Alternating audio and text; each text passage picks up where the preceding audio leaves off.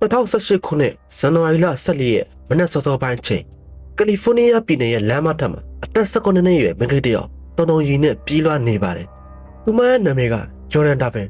်အိမ်ပရင်ပေါက်ကနေတစ်စစ်တက်လူထွက်ပြေးလာခဲ့တဲ့သူမရဲ့လက်ထဲမှာတော့ကံကောင်းထောက်မဆာနဲ့ရရှိထားတဲ့ဘုံအော်လင်းတစ်လုံးရှိနေပါတယ်။တုံရီနေတဲ့လက်ချောင်းတွေနဲ့သူမက911ကိုခေါ်ဆိုလိုက်ပြီးဦးညီတောင်းခဲ့ပါတယ်။ဖုန်းလက်ခံဖြေချတဲ့အခါအော်ပရေတာကသူမကိုဘယ်နေရာမှာလဲလို့မေးတဲ့အခါဂျော်ဒန်တယောက်မဖြေနိုင်ခဲ့ပါဘူး။ဘာဖြစ်လို့လဲဆိုတော့သူမတစ်သက်လုံးအပြင်လောကနဲ့အဆက်အသွယ်ဖြစ်တာခံရပြီးလမ်းခွဲတွေလမ်းညွှန်ဆိုင်ဘုတ်တွေကိုတစ်ခါမှတိတိကျကျမမြင်ဘူးလို့ပါပဲ။ဒါလည်းမကသေးဘူး။သူမရဲ့အသ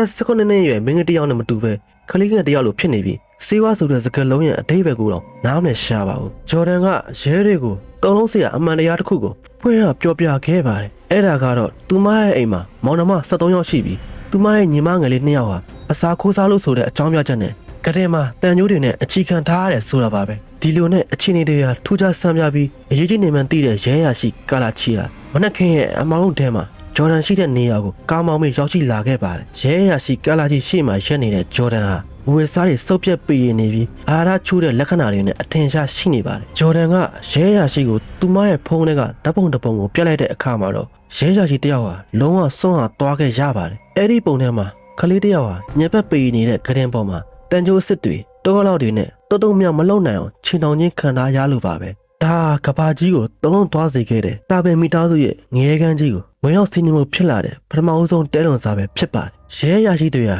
ဂျော်ဒန်ပြတဲ့တဲလွန်စားတွေကြောင့်ချက်ချင်းပဲအင်အားဖြစ်ပြီးတာပင်တို့ရဲ့အင်ဂျီစီကိုဥတီခဲ့ကြပါတယ်အရှိတကားကိုခောက်တဲ့အခါမှာတော့ဖခင်ဖြစ်သူဒေးဗစ်တာဗင်နဲ့မိခင်ဖြစ်သူလူဗစ်တာဗင်တို့ဟာအေးစစ်စစ်ပဲတကားကိုဖွင့်ပေးခဲ့ပါတယ်သူတို့ဟာအိမ်ထဲမှာပစ္စည်းတွေထုတ်ပိုးနေလို့အလုံးချိုးနေတယ်ဆိုပြီးတမန်ကရှန်ကစင်ကြီးပေးခဲ့ကြပါတယ်ဒါပေမဲ့ရဲရရှိတဲ့အိမ်ထဲကိုခြေချမြဲတဲ့အချိန်မှာတော့အနန္တဆိုးကြီးဟာနှာခေါင်းထဲကိုဆူဆူရှာရှာတိုးဝင်လာခဲ့ပါတယ်စတူယန်ဘီ2400နီးပါးရှိတဲ့အိမ်တရင်ရဲ့ကျမ်းပြင်မှာပို့တိုးနေတဲ့စားချင်းစားကြံတွေအမိုက်တိုက်တွေနဲ့လူတွေရဲ့မစင်တရားနေရာနဲ့ပုံနေခဲ့ပါတယ်ပို့ပြီးထူးဆန်းတာကအိမ်ထဲမှာခလေးကစားစရာအစ်စ်တွေနဲ့ဝယ်စားတစ်တွေကိုတမိုးကြီးကြီးပေးဝယ်ပြီးဘူးမဖောက်ပဲအပိုက်ပုံကြားတဲ့ဒီအတိုင်းပြစ်သားထားတာပါပဲရဲတွေကအိမ်နောက်ဖေးကခလေးအိတ်ကန်းစီတွားပြီးတွားရောက်စစ်ဆေးတဲ့အခါမှာတော့လူတွေရောက်မြောက်ငရဲကန်းကိုမြန်ဝါးတဲ့တင်တွေ့လက်ရပါတော့တယ်ဘုံတွေညစ်ကြေးတွေနဲ့ပေပွားနေတဲ့အိယာပေါ်မှာမင်းကလေးနှစ်ယောက်ကအာရင်ချိုးနေစွာထိုင်နေကြပါတယ်သူတို့ကိုကြည့်လိုက်တာနဲ့အာရပြင်းပြင်းထန်ထန်ချိုးတတ်နေမှတိတာလှပါတယ်သူတို့ခြေကျုံမိနေတဲ့တန်ခွင်းတွေကိုရဲတွေမြင်တော့မှဆိုလို့မိခင်ဖြစ်သူက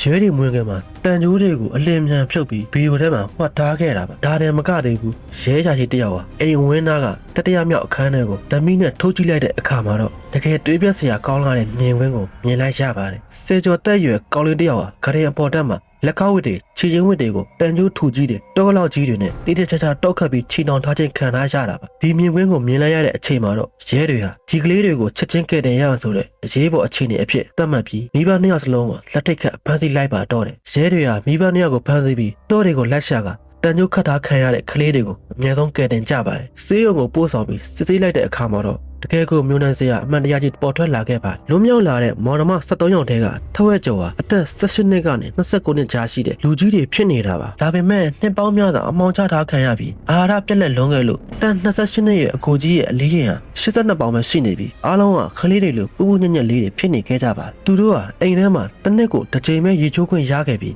မိဘတွေကကိတ်မုတ်တွေကြော့ကြော့တွေဝယ်လာခါခလေးတွေရှိမှချပြကြပါတယ်ပြီးတော့ကြည်ပဲကြည့်ရမယ်မစားရဘူးဆိုပြီးစိတ်ပိုင်းဆိုင်ရာပါရဲရဲဆက်ဆက်ညှိမနှိမ့်ဆက်ခဲ့ကြတာဖြစ်ပါတယ်ဖခင်ဖြစ်သူဟာအစိုးရစီမှာအိမ်တွင်ကျောင်းဟွန်စကူဖွင့်ထားတယ်လို့လိမ့်လည်စီးရင်တင်ပြီးကလေးတွေကိုပြင်မကဘာနဲ့လုံးဝအဆက်တက်ဖြတ်ထားခဲ့တာပါ2019ခုနှစ်ဧပြီလမှာတော့ရက်ဆက်လွန်တဲ့မိဘနှစ်ယောက်ကိုတရားရုံးကနေထောင်ဒဏ်25နှစ်ကနေတသက်တကြွန်းထိကြားခံစေဖို့အမိန့်ချမှတ်ခဲ့ပါတယ်လွန်မြောက်လာတဲ့မောင်နှမတွေထဲကဂျော်ဒန်ဒါဗင်နဲ့ဂျန်နီဒါဗင်တို့ဟာအခုဆိုရင်ကောလိပ်တက်အလောက်ကနေလွတ်ပြီးသူတို့ရဲ့ဘဝကိုရေုံပြန်လည်တည်ဆောက်နေကြပါပြီဒါဟာလူမတိတုံမတိငရဲကန်းကြီးတဲ့ကနေကိုယ်တိုင်ရုံးထွက်ပြီးမောင်နှမတွေအားလုံးကိုကယ်တင်နိုင်ခဲ့တဲ့မင်းကလေးတစ်ယောက်ရဲ့ဖြစ်ရမှန်ဇလံပဲဖြစ်ပါတယ်ကျွန်တော်ရဲ့တင်ဆက်မှုကိုကြိုက်တဲ့ channel လေးကို like and subscribe ပြုလုပ်ပေးကြပါဦးခင်ဗျကျွန်တော်နာမည်ကတော့ Share TV ဖြစ်ပါတယ်ဒါဖြစ်နောက်ဗီဒီယိုမှာထပ်တွေ့ကြမယ် bye